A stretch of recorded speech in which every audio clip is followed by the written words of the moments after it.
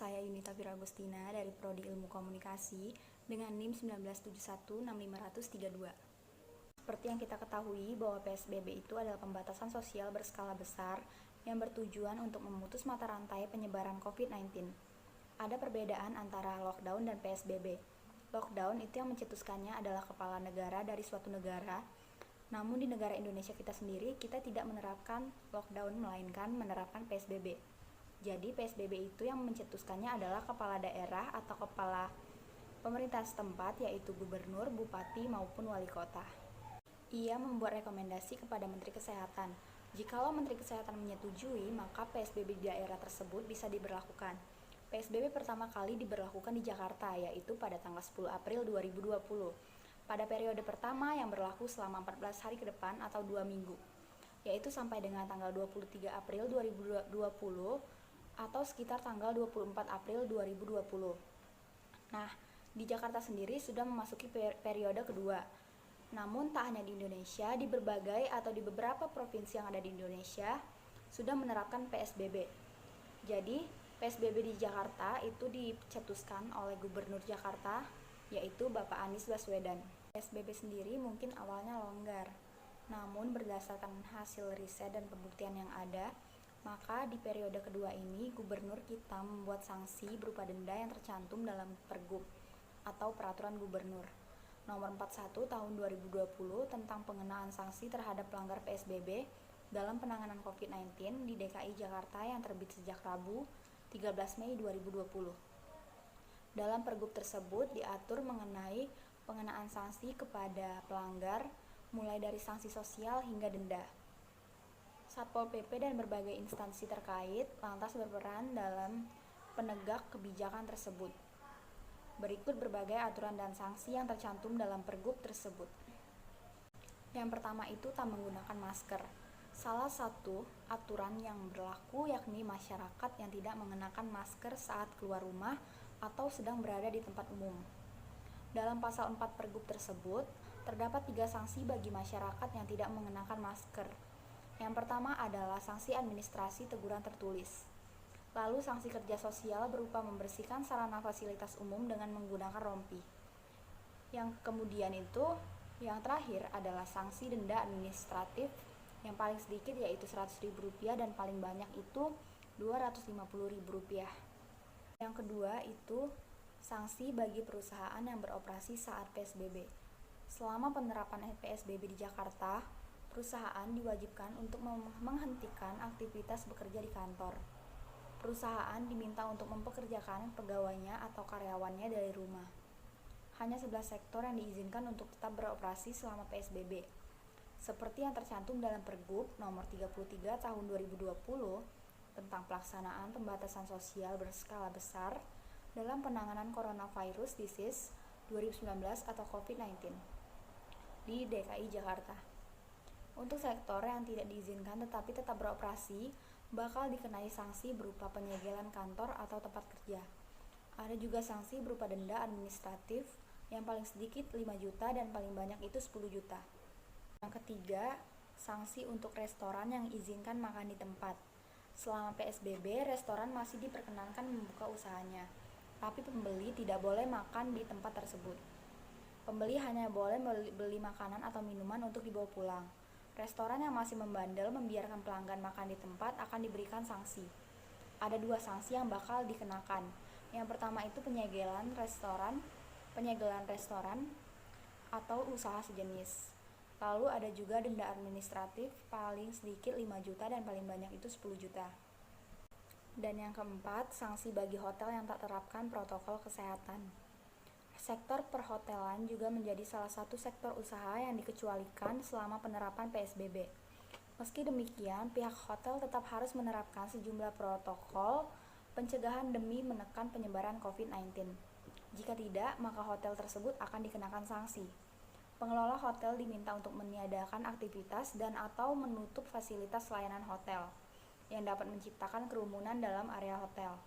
Sanksi juga jika melanggar aturan ini ialah penghentian sementara kegiatan, yaitu penyegelan fasilitas layanan hotel dan denda paling sedikit 25 juta dan paling banyak itu 50 juta.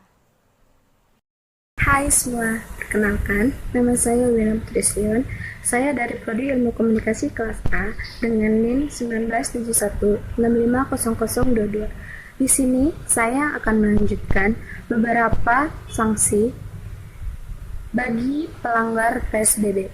Sanksi yang kelima yaitu sanksi untuk kegiatan hiburan hingga budaya, kegiatan sosial dan budaya yang menimbulkan kerumunan orang dihentikan sementara.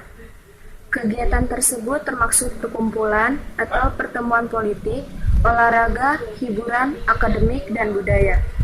Jika melanggar, maka terancam diberikan sanksi berupa kerja sosial, yaitu membersihkan sarana fasilitas umum dengan mengenakan rompi bagi pelanggaran yang dilakukan orang. Denda administratif paling sedikit 5 juta dan paling banyak 10 juta rupiah bagi pelanggaran yang dilakukan badan hukum. Selain pengenaan sanksi dengan denda administratif terhadap penanggung jawab atau badan hukum yang melanggar ketentuan, dikenakan sanksi pencabutan izin usaha oleh Dinas Penanaman Modal dan pelayanan terpadu satu pintu. Yang keenam, ojol yang nekat angkut penumpang. Pengemudi ojek online yang nekat mengangkut penumpang saat PSBB Jakarta akan dikenai sanksi denda maksimal Rp250.000. Setiap pengemudi sepeda motor yang digunakan sebagai angkutan roda 2 berbasis aplikasi yang melanggar ketentuan membawa penumpang dikenakan sanksi denda administratif paling sedikit Rp100.000 dan paling banyak sebesar Rp250.000. Demikian bunyi pasal 14 ayat 2 huruf A Pergub tersebut. Selain sanksi denda, pengemudi ojek online tersebut bisa dikenai sanksi kerja sosial membersihkan sarana fasilitas umum dengan mengenakan rompi atau kendaraannya diderek ke tempat penyimpanan kendaraan di kantor kelurahan atau kecamatan. Pengemudi ojek online yang kendaraannya diderek atau mendapat pemberitahuan tertulis dari Satpol PP DKI Jakarta untuk mengambil kendaraannya. Jika kendaraan yang diderek tidak diambil dalam waktu 3 hari, kendaraan tersebut akan dipindahkan ke tempat penyimpanan kendaraan milik Dinas Perhubungan DKI Jakarta. Sanksi yang ketujuh yaitu sanksi untuk pengendaraan yang melanggar. Pengendaraan mobil, sepeda motor, dan pemilik angkutan umum yang melanggar aturan PSBB juga dikenai sanksi denda hingga derek.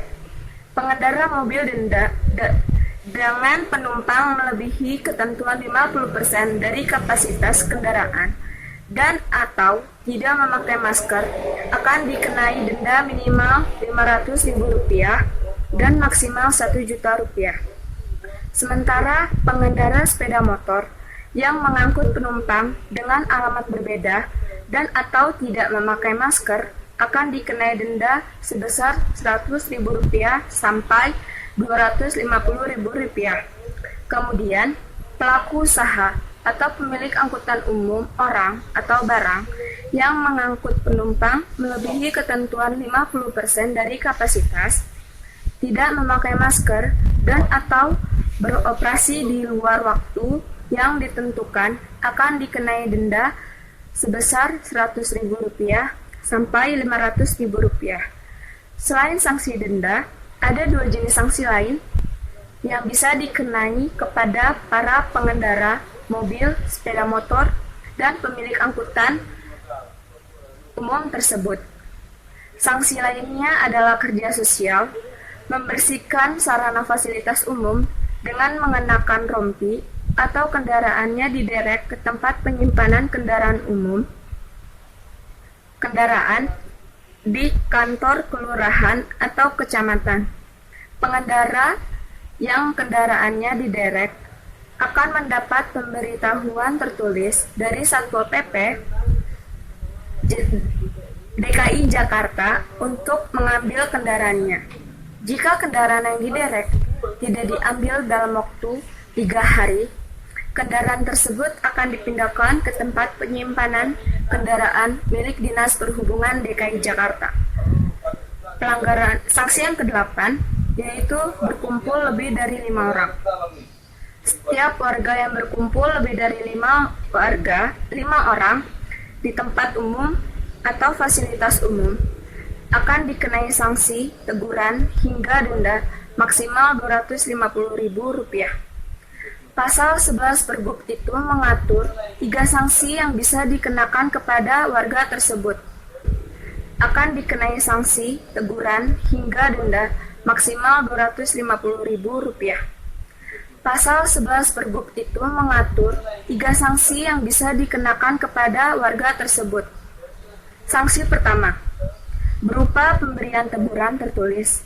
Sementara, sanksi yang kedua adalah sanksi sosial membersihkan sarana fasilitas umum dengan mengenakan rompi. Sanksi yang ketiga